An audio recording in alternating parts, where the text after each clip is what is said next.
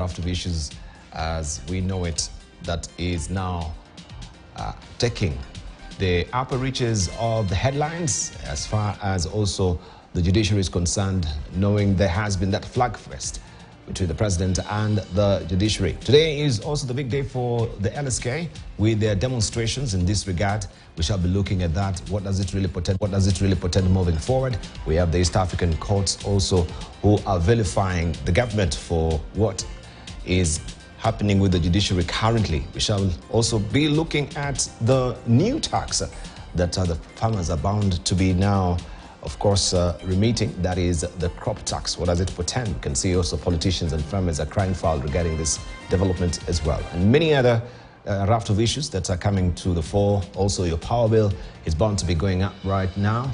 We're eagerly waiting to see also what will EPRA do just over the weekend as far as fuel cost is concerned. But let's see how the weather will be today. They say, whatever the weather, we will weather the weather. So how will we weather the weather today? Weather is up next.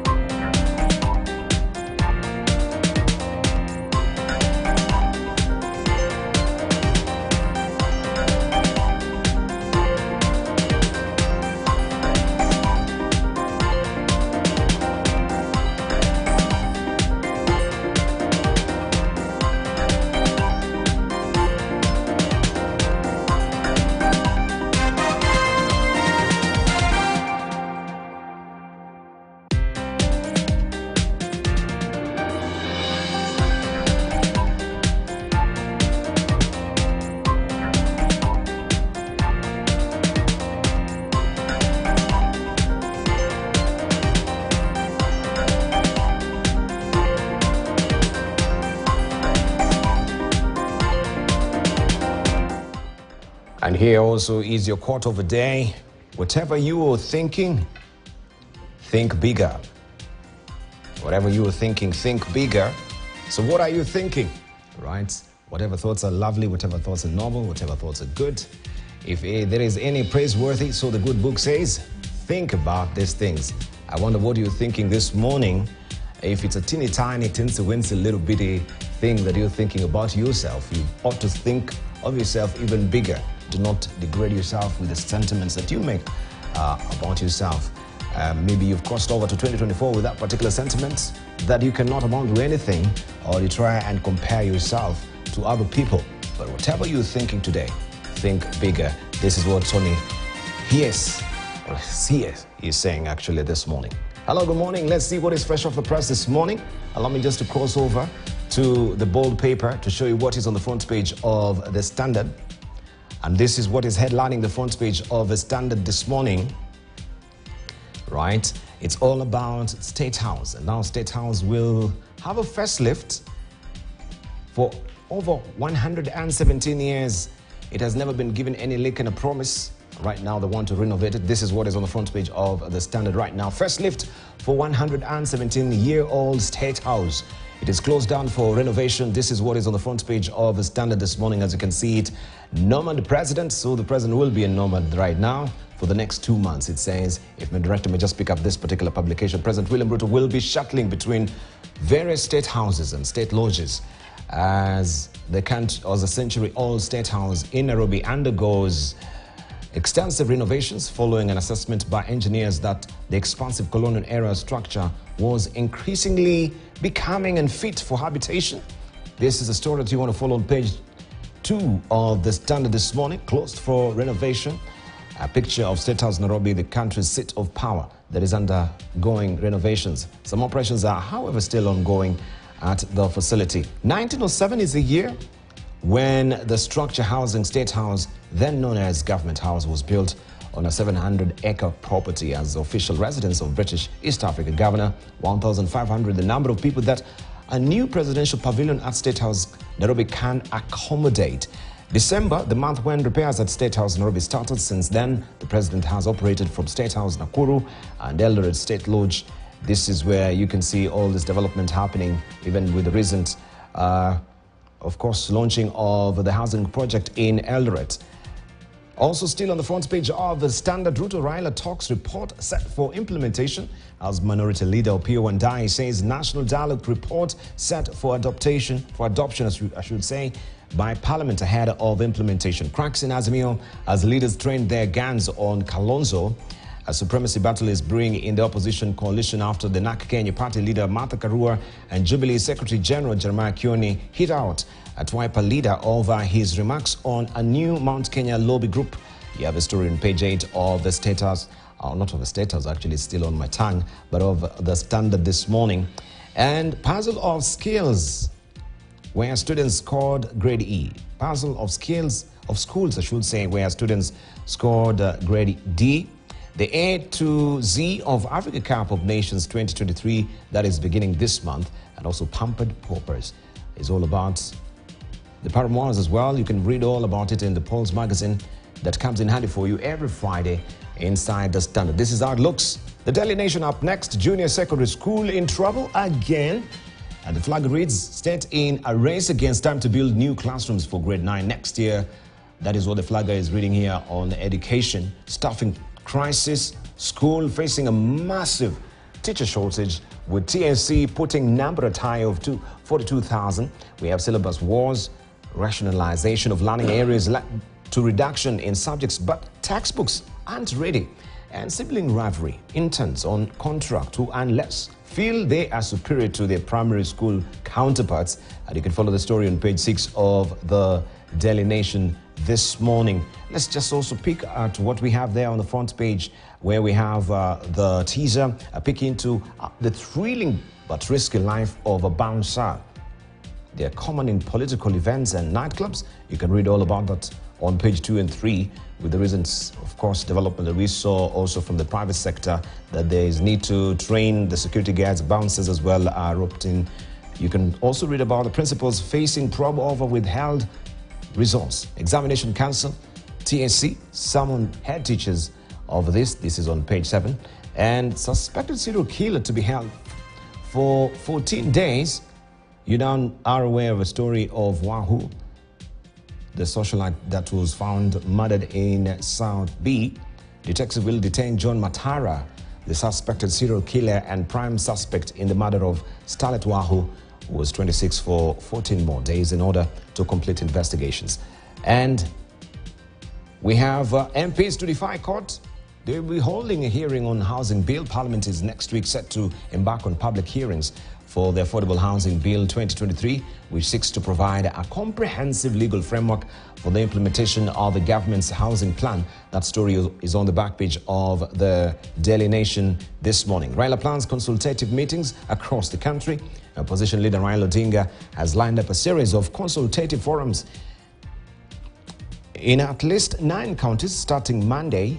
Amid threats of another round of street protest over high taxation, the forum will double up as a platform for ODM membership recruitment aimed at revamping the outfit in readiness for its planned April grassroots elections. You have a story on page 5 of the Daily Nation this morning. And Ruto meets Jubilee MCS. We can see him here, President William Ruto and his deputy Rigathi Gachagua chatting with Jubilee MCS and members of a party's National Executive Council yesterday at State House Nakuru. The more than 100 Jubilee ward representatives were accompanied by acting party leader and nominated MP Sabina Chege and Yala MP Kanini. That is not, yes, Yala MP Kanini Kega. You can follow the story inside the Daily Nation. Let's see what we have on top here on the flag, on the teaser. I think I read it for you, but you have also the Voice magazine that comes in handy for you every Friday inside the Daily Nation. The Star, 85 billion shillings penalties. How hefty awards drain state coffers. They're mainly a result of procurement blunders by bureaucrats. And you have a story on page 4 and 5. It's a costly waste. Bills from court cases have grown by 16 billion shillings in 1 year. Right, you can follow that story inside the Star. And smiling Boda hard at work, headless or heedless of overloading danger. to see how reckless they are. This is what is happening right now. Impunity on wheels. A reckless border rider ferrying more passengers than the law allows in Kisii town on Thursday. On the side of there, Raila's 30-day ODM blitz amid threats of demos. Azimio leader Raila Odinga has lined up back-to-back countrywide rallies, as we've mentioned before. You can follow the story on page 7. And why the sick are dying in hospital awaiting therapy. Of course, you can follow the story there of a pregnant woman and how also she experienced this, or she suffered delays on getting medication. You can follow the story on page 9 of the Star this morning. Remember also you have your pull-out magazine, Siasa. Let's be patriotic and back Ruto's visionary projects for prosperity. This is what some of the legislators are saying. Bitter rivals, Arati versus Osoro, and succession politics raging in Kisii. That is what is on the front page of the Star. Scheme to kick out 10 judges. This is what the People Daily is holding this morning. Tough wars. New onslaught by Kenya Kwanza insiders targets members of the bench seen to be obstructing presidential political agenda. The story continues on page 4 and 5. So there is something up there. Collective sleeves as far as the judges are concerned, and 10 of them are in the crosshairs of government. And CJ Martha Koome says, quote-unquote, attacking judges. Let me try and zoom in so we can read together. Attacking judges and judicial officers who made a decision in public undermines all the values of our constitutional order. Such attacks or comments, when made on matters which are pending before any court, also violate the sub judice imperative, which is a rule of law. And as I mentioned, also the East African courts have vilified the government over this. You can read all about it also in the dailies this morning. Ruto in campaign to lure Jubilee rebels. This is what happened yesterday in Nakuru. And Ruto, bomoa nyumba ya Uhuru. That is what Taifa is saying. Rais akutana na madiwani 120 waasi wa Jubilee na kuwahimiza waunge serikali yake huku wakimwasi Kenyatta. Rais aonekana kuendea viongozi wa Jubilee wa ngazi ya chini baada ya kuponyoka na wabunge na magavana kadhaa wa chama hicho katika hali inayoweza kuzidisha uhasama baina yake na mtangulizi wake. You can follow the story on page 2. It's all about politics and how feisty and vicious it can get. Nyoro tosha kwa urais wa 2032. Viongozi wa Mlima Kenya wa muidhinisha Nyoro amrithi Ruto badala ya Gachagua. All right. It's all about also Mount Kenya politics. You can read all about it inside the Taifa Leo this morning. And let's buckle down to some business where we understand that US firms are enjoying billions in savings from Ruto tax cut. We have Ormat ATC disclosed benefit from 30% corporate tax. Reports come amid a backlash over new taxes locally. Two US firms with operations in Kenya have reported enjoying significant tax benefits arising from the move last year by President William Ruto's administration to cut taxes for local branches of foreign companies. Orma Technologies Inc., a US company that has power generation operations in Kenya, disclosed tax benefits of $9.4 million, that is 1.49 billion shillings, suggesting that foreign companies will make billions of shillings in savings from the controversial Finance Act 2023 that reduced the corporate tax rate for the branches from 37.5% to 30%. And you can read all about it inside the Business Daily this morning. Also, Treasury eases firms' headache over e-TIMS.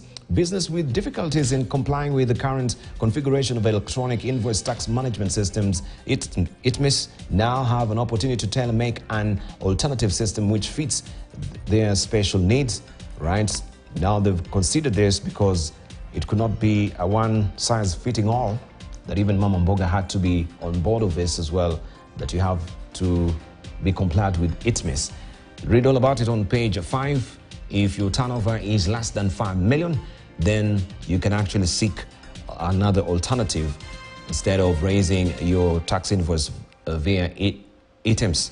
Christmas, New Year shopping fails to lift jobs or sales. Companies sustained job cuts into December as a response to reduced sales. An analysis of Stanbic Bank Purchasing Manager Index suggests pointing to a gloomy festive period for families. Also, Coca-Cola bottler seeks 10 months for new bottle labels.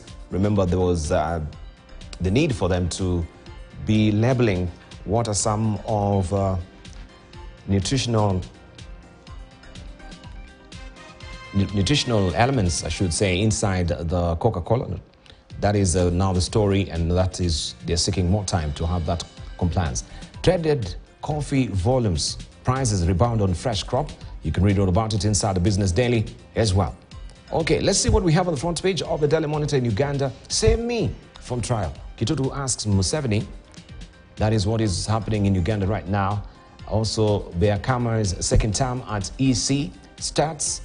And also you have your scoop inside the Daily Monitor. If you're waking up in Uganda this morning, we can also go to Tanzania. Why new DAT chief has his hands full. The newly appointed Dar es Salaam Rapid Transit Agency Chief Executive, Mr.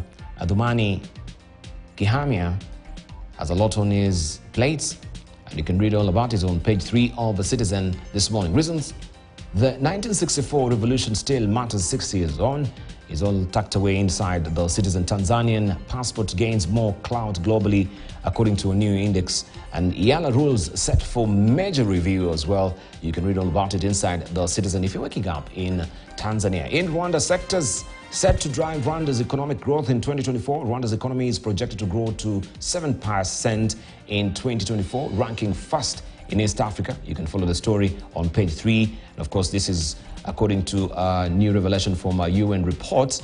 And Rwanda regrets border closure by Burundi.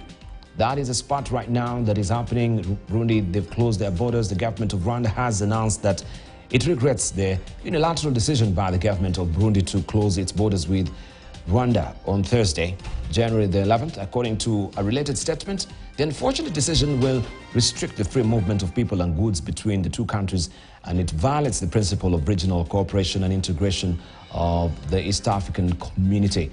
Abu Gesera dealing with surge in land transactions. How is Bugesera dealing with surge in land transaction is a probing question. The capital markets, Rwanda's trading activities dipped by 22.7%. All that tucked away inside the New Times. The East Africa this week, as we went up the week, has been holding this splash. Why Uganda, Kenya fallout may not last. They are important trading partners in spite of spats. And their divorce will impact intra-EAC trade. Besides, Kampala's options may prove more expensive. That is on page 7 of the East African. Somalia row with Ethiopia could shake East Africa. It remains to be seen how it will play in 9 upstream states as Mogadishu allies join in. And also Sudan recalls Nairobi envoy. And that is all about shuttle diplomacy by paramilitary leader Emedit rattling Khartoum and dividing opinion on peace bid. You can follow the story on page 10 of the East African this week. All right, I just wanted to show you as well the publication there, The Economist. That is the latest today. Made in 42, roadworthy in 2024.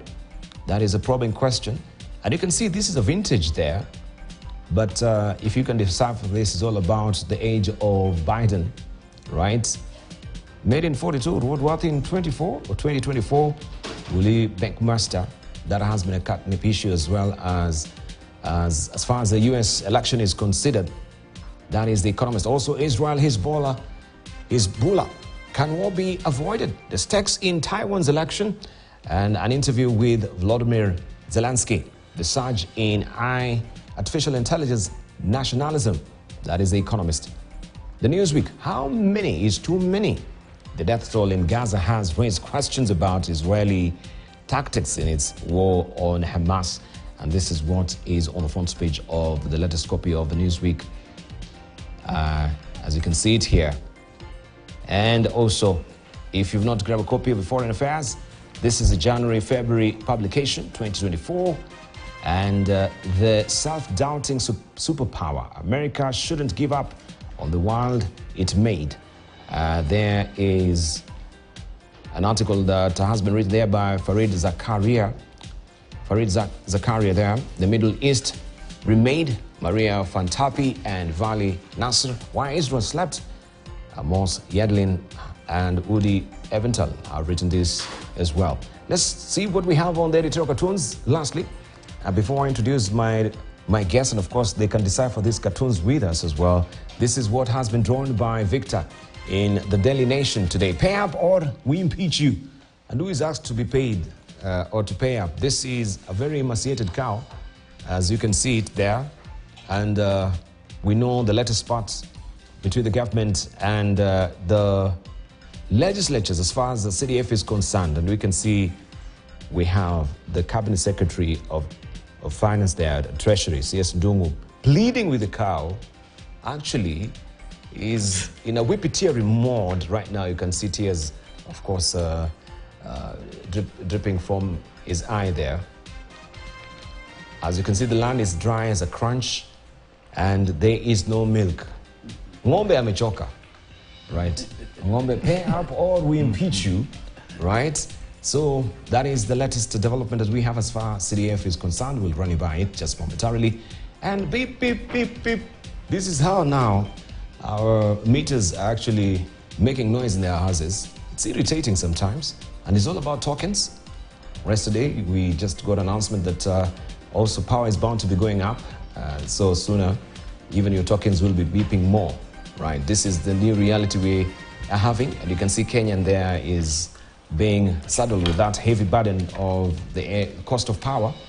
Beep, beep, beep, beep. If it's beeping right now in your house, you know this is the new reality that we're in. And NSSF Act 2013 and other deductions. The shacks are circling. That is the shacks of high cost of living. And you can see we have a ball, we have our legs there, a ball and chain. As far as the NSSF Act is concerned, 2013, that is bound to be going up as well.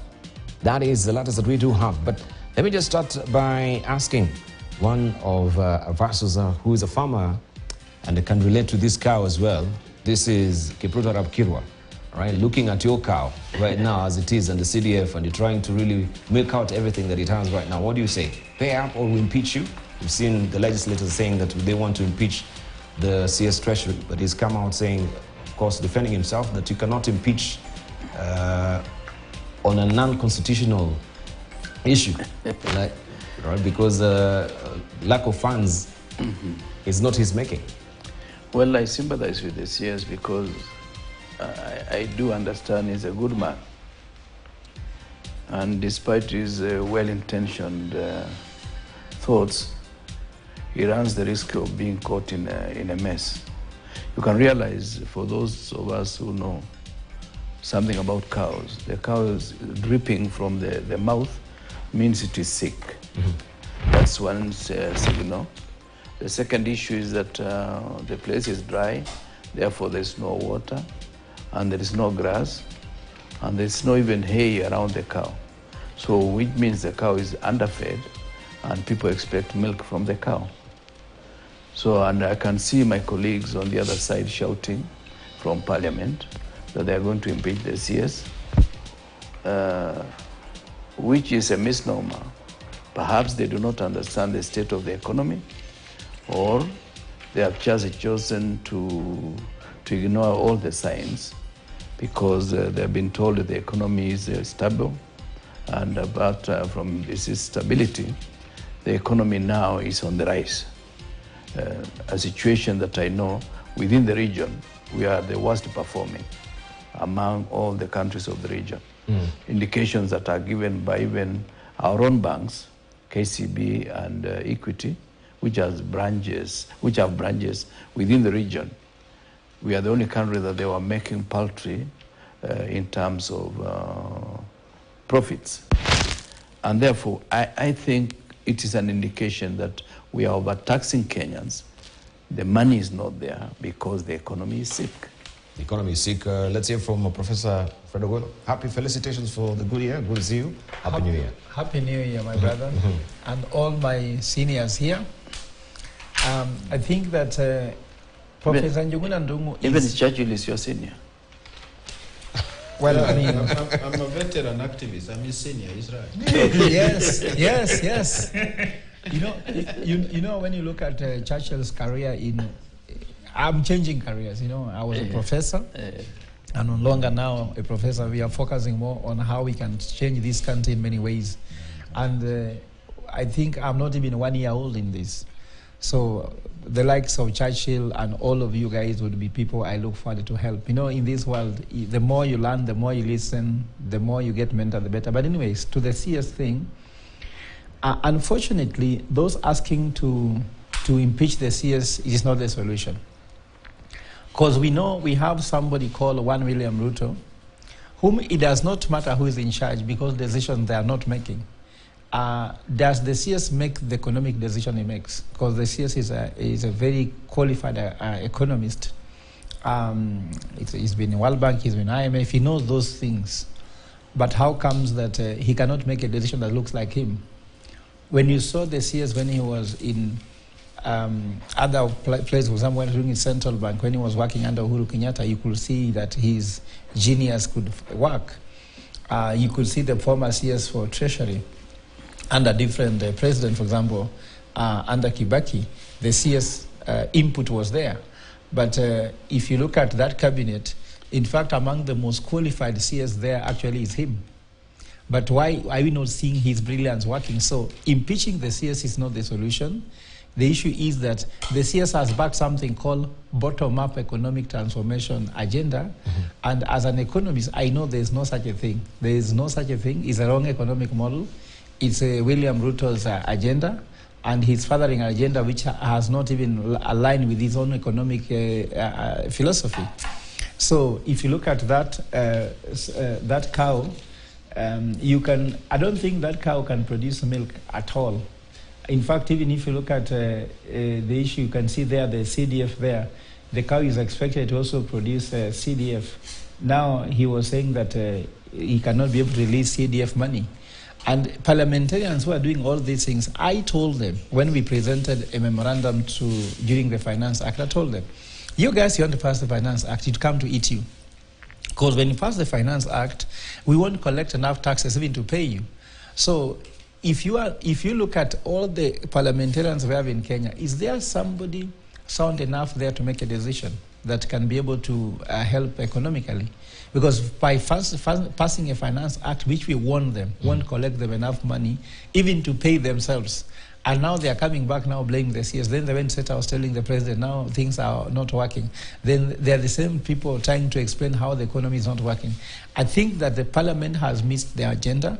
I talked to one MP who told me something that is disturbing me, even as I sit here, that is main concern, that some bills are being passed in parliament with 2 hours of debate.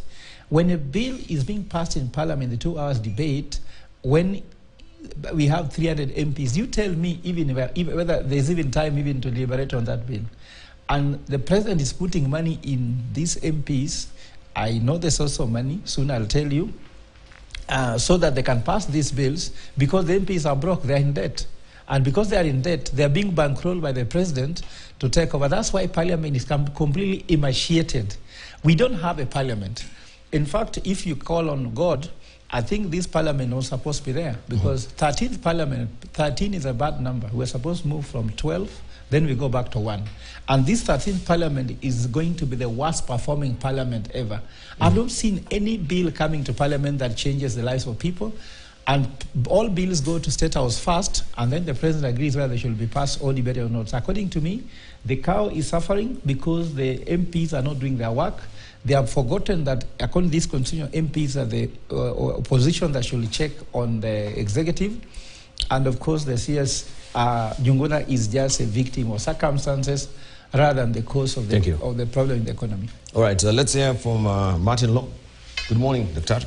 Morning, Libal, and thank you for having me in this new year. Yes. Nice to see you looking strong. Thank you, thank you, thank you. I'm not sure about my good friend Churchill, but he'll speak, so I'll get speak to for find himself. out Don't hold how he's doing. Yes, and I hope your cow is not as emaciated as this cow. No, here. in fact, he doesn't even see the cow. He's a fresh cow. Yeah, he's wondering what's happening. As far as I'm concerned, Libal, we are in a good place as a country. We're in a good place. Very good place, because if you can see MPs telling the CS that he must give them money, there's something MPs know that we don't know, because they're the ones who vote for all these budgets and so on. And the president promised them CDF. A number of us thought that CDF should have been unconstitutional. The president said no, he's continuing with it. So he made a promise, he has to fulfill that promise. And he has said that the economy is doing very well because the harsh measures that we have taken are beginning to give us positive vibes. So the CS should, and we're waiting for the MPs to impeach the CS, because when they impeach the CS, the president is supposed to then sack the CS. And then the president has said he'll defy court orders. So we are thinking that he'll also defy the orders that the MPs will have made if they impeach him. And the MPs themselves have decided that they will defy the courts. So if they are going to defy the courts and they want to impeach the CS, they should also expect the president to defy the impeachment. And therefore, we shall still continue to have our drama and our circus, because as a country, we've chosen to be dramatic. So this is part of the drama. But the CS says, the lack of money is not a gross violation. So on what grounds are you impeaching me? Precisely. Yes. He will be impeached. Yeah, Governor Kawira has been impeached. And the Senate has found that there were no grounds. So whether there are grounds or not, impeachment is a tool that MPs have. It's a political tool. They can use it whichever way they want. So this is good for us. When we see the MPs of the majority, Kenya Kwanza, fighting their own CS, it's a good thing, good thing. We need to see how far we can continue in this kind of defiance, this kind of lawlessness. How far will we go? All right. Yeah. Let's hear from the civil society. The Law Society of Kenya is actually doing on a demo. Actually, maybe I needed to ask also. That's where I'm going to pitch my... Dr. Martin, if he's one of them who's going to the streets today. Today is a D-Day. Yeah. D-Day, yeah. Where do you stand? Demonstration is a constitutional right. So to the extent that we can express ourselves, we can talk on this television, but we can also walk and demonstrate and say, enough is enough. And by the way, there are a lot of reasons for us to worry, because when you see the president saying that the people who go to court, like Professor here, are our chorus, and yet courts are there for normal litigation. And any Kenyan, is empowered, is actually mandated by the Constitution to have the liberty of the court. Whether you are right or not is not the reason why you should go or not. Let the court decide. But you cannot be called conman and mkora because you have gone to court. You should be allowed to go to court as long as you have an issue. Whether you lose or win, there is always room for even the Court of Appeal to find out whether indeed you had a case or not. So what we are saying is that let us be ready to live within the rule of law. In other words, whether you like the law or not, it is the law. Whether you like the Constitution or not, it is the Constitution, and therefore it should be binding to all, including the president. Right, thank you. Right, Judicial Super. Yes, thank you very much, and it's a pleasure meeting all former colleagues that I last met 1 year ago. That 1 year ago could be a matter of weeks or months. But looking at the cartoon today, the editorial cartoon, I'm happy that the MPs have brought the idea of impeachment, because for me is very bold. We know that CSS are advisors to the president. The substantive minister for all those departments is His Excellency the President. And for me, I would want to interpret that editorial cartoon as MPs perhaps, considering that, of impeaching the big man. And when you say, the Law Society of Kenya is going to demonstrate, they made a very, very bold statement yesterday of setting up a task force to figure out whether in all these altercations, in all this dressing down that the president has had, whether, one, His Excellency William Kipchirchir Samuel Ruto is ripe for impeachment. And I would want this debate to continue, because if the LSK, takes that move, which they have already initiated, a civil society will give them all the support they need. I did say in another, television station 2 days ago, and I was with two members of parliament. I said, don't bother wasting your time trying to impeach CS Njuguna Ndung'u. There is one man who has worked very hard and earned a place for impeachment, and we must not disappoint him. His Excellency President William Kipchirchir Samoei Ruto has worked so hard that Kenyans must assist the MPs who are yearning for impeachment, who are itching for impeachment, to impeach the president. That is my interpretation of that editorial cartoon. Mm-hmm. Right, but we can see the president also, he's, as far as the numbers are concerned, he's dropping in a lot of MCAs right now, as we just run by that particular story, if you may have it on. In fact, that's one of the grounds for even if for which he should be impeached. After collective sleeves, do they have the requisite numbers to see through also the impeachment process? Well, I think MPs are just making noise. They do not have the capacity to face the president, because a few months ago, they told the president about the situation in the country, and the answer, I'm told, that was given to them is that wait for some of these things. We shall resolve them as we get closer to 2027. This therefore means those MPs, if they were really worth their salt, they would have walked out of that state house with fury. But they chose to be there. They chose to stay in and eat with the president. And therefore later on went to their offices, almost mourning the situation. So I don't think any impeachment to the president will take off. Why? He has the numbers, he has the muscle, and he has totally emasculated the current parliament. Whether it's the Senate or National Assembly, both houses are under his spell. And therefore, they are not likely to raise anything serious. It's just making noise, and just like the former president of Gabon was telling the world to make noise. Mm-hmm. Make noise until he was removed and taken to jail. So these guys are making noise, but it is just musical movement of chairs. Mm-hmm. I don't take this parliament seriously, not because I'm not there, but because I've had experience of being there for uninterrupted 4 terms, mm-hmm. and understand parliament that is serious. This time round, the executive is on top. Judiciary has been almost our source of hope, but I can see judiciary may go down, mm-hmm. Given the fact that the president seems to be appealing to the court of public opinion, because some of those assertions he makes in public rallies are assertions that should not come from the president. Mm-hmm. Why? He has so many alternatives. He can cause a tribunal to focus on specific officers of the court. He can also encourage the Attorney General to initiate some motions, or Judicial Service Commission to initiate some kind of movement. Because if he has that information as the president, and I don't doubt the president has all the information at his disposal from NIS, from the public, and from other sources of government, why doesn't he initiate that instead of running to the court of public opinion and crying like he's one of us?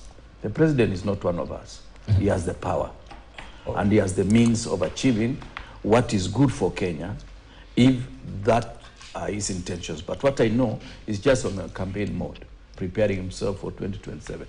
Right. The president has once again reiterated his commitment to fight corruption within the judiciary.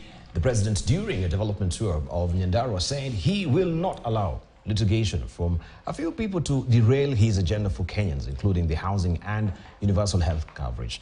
The president also blasted opposition leaders who have threatened to revert to street protests over the high cost of living. Ken starts our bulletin with that story.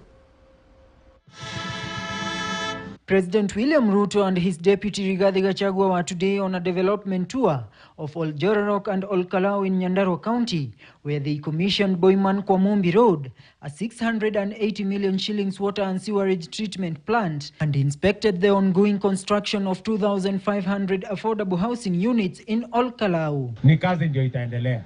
Speaking during the tour, the president sustained his war on corrupt judicial officers whom he accused of colluding with a few individuals to derail the government's affordable housing program. Hata kama wanaringa, ati wako na pesa, ati wataenda kuhungana kotini, ati watanunua sijui mawakili, mimi nimewaambia wakili ya hawa watu ambao hawana pesa ni mimi. Sindio? Na kwa sababu mimi siwezi kuhungana kotini, pale kotini ufisadi, mimi nitaenda nifieke nimalize kotini, nimalize mambo ya ufisadi kotini. Sindio? Kwani nyinyi mnataka nitumie pesa yenu ya ushuru atende nilipe mtu kotini ni muonge? The president also reiterating that he will not allow a few individuals to use the judiciary to disrupt the rolling out of the universal health coverage plan through court injunctions. Ati wanataka muendelee kulipa shilingi 500. Ati wanasema muendelee kuuza mali yenu mulipe hospitali. Ati wale hawana NHIF wasilipiwe na serikali. Na wale wameenda hiyo kotini ni mtu wako na comprehensive insurance inalipwa na serikali. Na hiyo ufisadi mnaenda kuungana kotini. Mimi kwa sababu nilipatiwa uwezo, hiyo ufisadi kotini nitamaliza. Ama mnataka ufisadi endelee kotini? Ruto used the opportunity to slam at opposition leaders who have threatened to revert to street protests over high cost of living, terming such a move as ill-advised. Tulisema wacha tupunguze gharama ya mbolea kwanza, ndio tusaidie wakulima watusalishie chakula ili tuondoe njaa. Wengine wakavaa masufuria kutangatanga barabarani, sijui kufanya maandamano. Wewe mtu ya Olkalau jameni nikuulize, hata uweke sufuria siku ngapi kwa kichwa, bei ya unga itashuka chini? Ati kwa sababu umeweka sufuria kwa kichwa? Kwani unga inatoka kwa sufuria? The president's tour bringing goodies for dairy farmers in the country, whom he said will sell their milk at 50 shillings per litre to the new KCC, effective March this year. Tunalipa 50. Hiyo ni jambo la kwanza. Jambo la pili, wakulima wa maziwa mko hapa? Jambo ya pili, nimesema hii maziwa iwache kulipwa ati baada ya 2 months, baada ya 3 months. Hii maziwa ilipwe vile mshahara inalipwa. Mshahara inalipwa kila mwezi. Ama namna gani? Na haichelewi. So, tumekubaliana na watu wa KCC. Maziwa ilipwe kama mshahara. Political leaders from the county led by Governor Kiari Badilisha reiterating their push for the establishment of a university in the county which has lagged behind in terms of development. Hata siku moja uote tu kwamba umeamuru university ijengwe. Na tunajua hivi karibuni utastukia Mungu amekushukia ili tuwe kama wale wengine. Hapa wanaitwa captain, iko university yetu iko hapa. Na unajua shida ilikuwa hapa, nilisikia kulikuwa na shida ya title ya captain hapa. Hasa wakati mimi nilifanya chairman ya kamati ya shamba, tukashikana na mtu anaitwa Zakari Njeru, title ya university imepatikana. Ken Gashuhi, KTN News. Meanwhile, the Law Society of Kenya has announced it will hold peaceful demos to protest President William Ruto's incessant attacks on the judiciary. The outgoing Law Society of Kenya President Eric Theory says the lawyers' body was considering petitioning the High Court to declare Ruto in violation of the Constitution and push for his impeachment. He was speaking after submitting his nomination papers to represent the LSK in the Judicial Service Commission.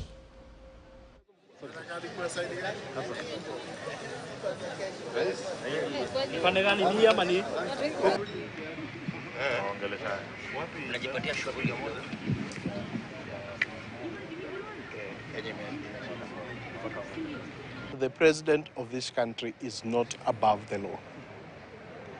And so therefore, we do not expect him to speak as if obeying of court orders is a favor that he's doing to the country.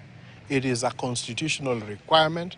And if he persists on this path, one of the reasons or one of the grounds for impeachment is violation of the Constitution. And so therefore, we are looking at that as an option that is on the table. And also tomorrow, we hold a protest, a peaceful protest, where advocates will come out, will affirm their oath and their readiness to defend the Constitution and the rule of law. That we need to educate the president to respect the rule of law. Sometimes you may not have the correct advice, but if we do not get a round table, we are not going to relent. Everybody in this country will have to obey the law. And now wrangles in the former ruling party Jubilee could escalate once again after the President William Ruto met with over 100 members of the county assembly elected and the Jubilee party. The MCAs were escorted by Yala MP Kanini Kega and nominated MP Sabina Chege faction in what could worsen the row with the Jeremiah Kioni faction. The meeting comes at a time when the NADCO report has recommended fidelity to the law on multi-party democracy. KTN's political affairs reporter Daniel Kariuki, I should say, has more. Tumebadilisha sheria sasa pesa ya CDF. As President William Ruto continues the tour of various parts in the Rift Valley region and the Mount Kenya region for development purposes, he has also continued to woo various leaders to his camp. The Jubilee party seemed to remain in President Ruto's political matrix. Sisi kama waheshimiwa Jubilee. After meeting with a section of MPs elected under Jubilee, Thursday morning, President Ruto met 120 members of the county assembly elected under the former President Uhuru Kenyatta's Jubilee party at State House Nakuru. The team was led by Kanini Kega and Sabina Chege's faction, which also included Deputy Chairperson Adan Keinan. Unajua wanasemanga, if you can't beat them, join them. Sasa kama umeniweza mara 4, siwezi kubali ya 5.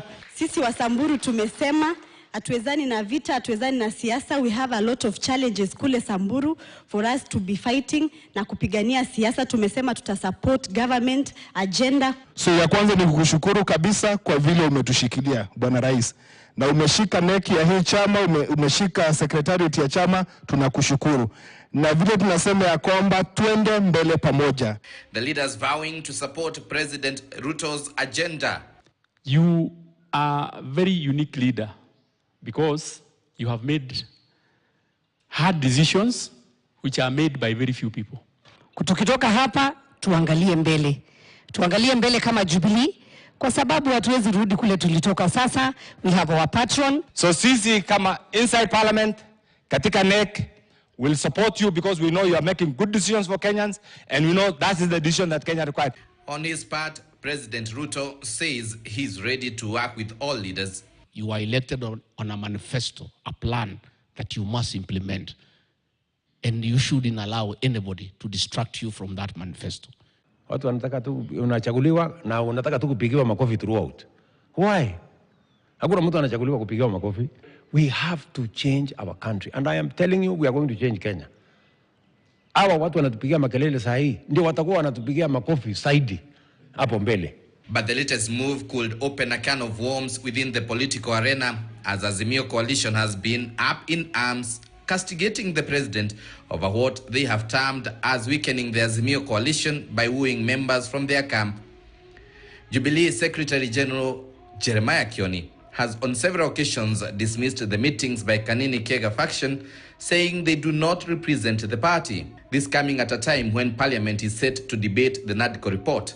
The report has recommended the establishment of the Independent Political Parties Regulatory Commission as an independent body.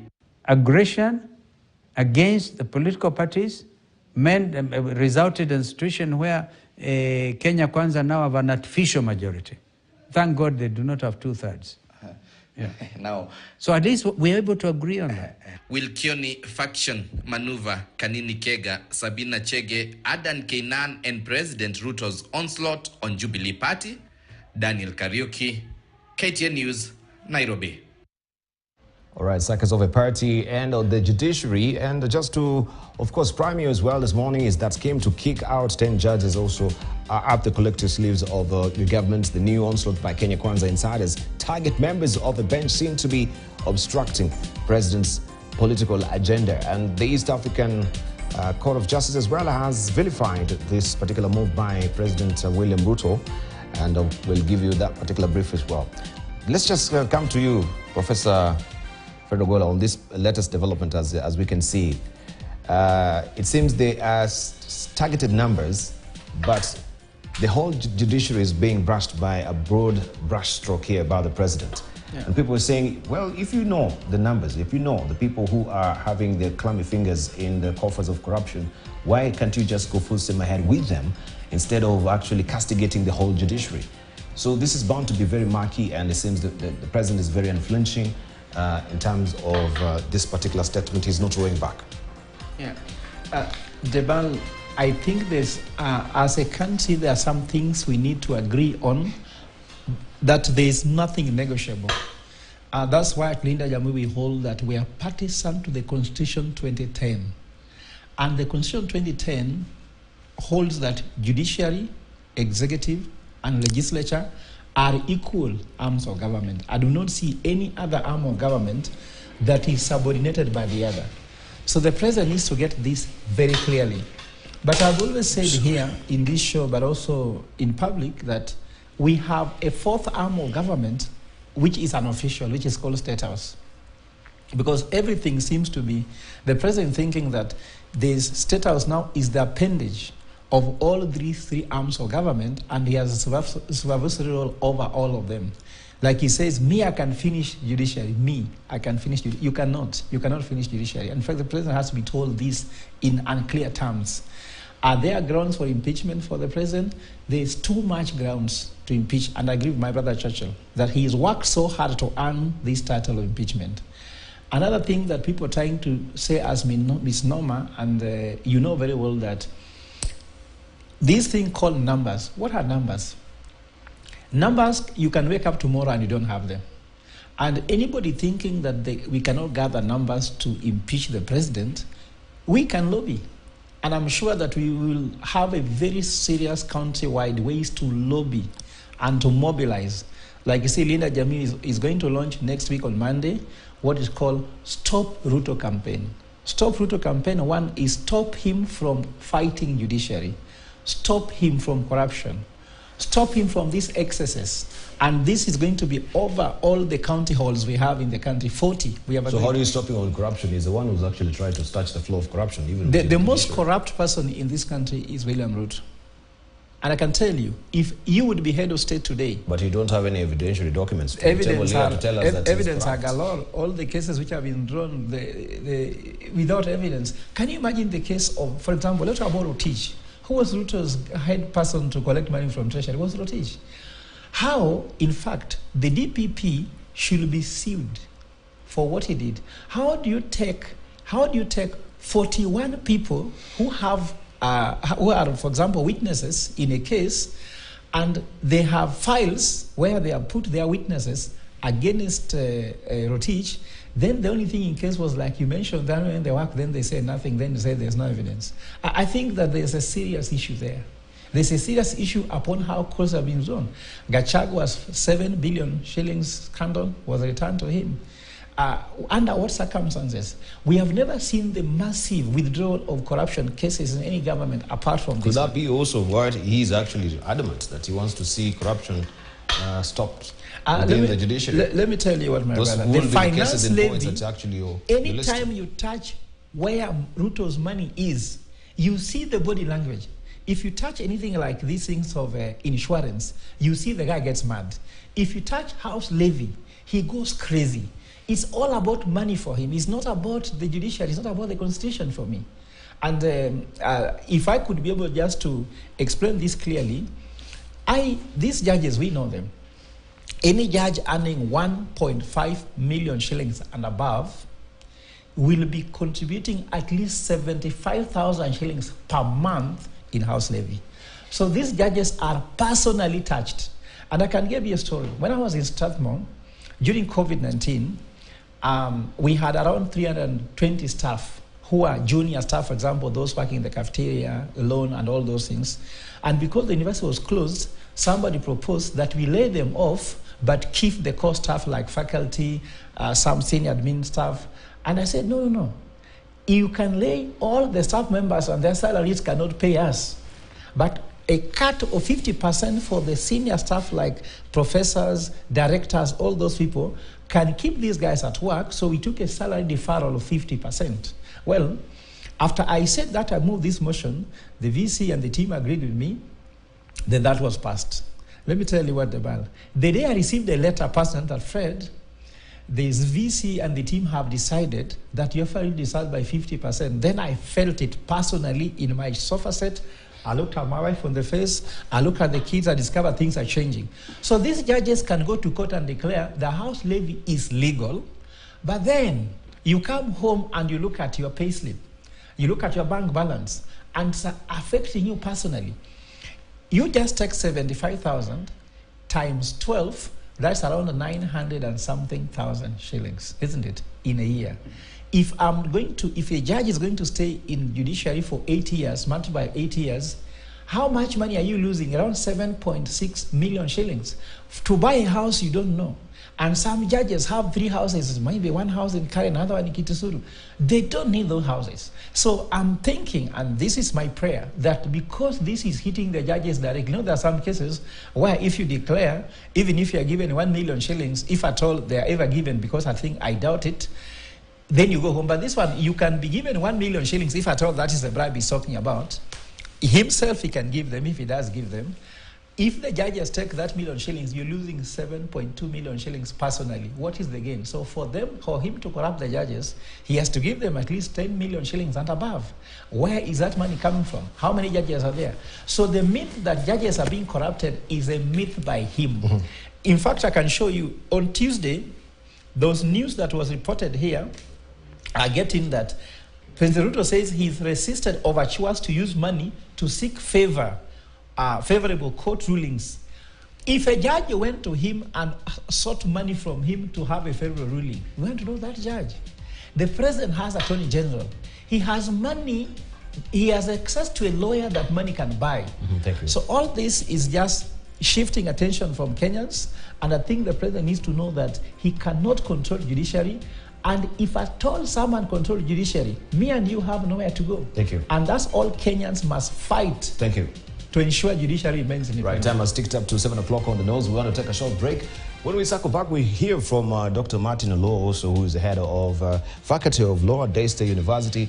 Is there good content for law students, actually, that we should be case in point on what is going on right now in terms of discussions as learning point between that particular very frosty relationship that is coming between, members of the arms of government, the executive and the judiciary, and how does that also sort of derail the smooth running of a country, of a government, where we have the judiciary being castigated by the executive, where we have also the legislature being under the arm or the remit of the executive, that he can spin them around his fingers the way he wants to. We take a short break, don't go away.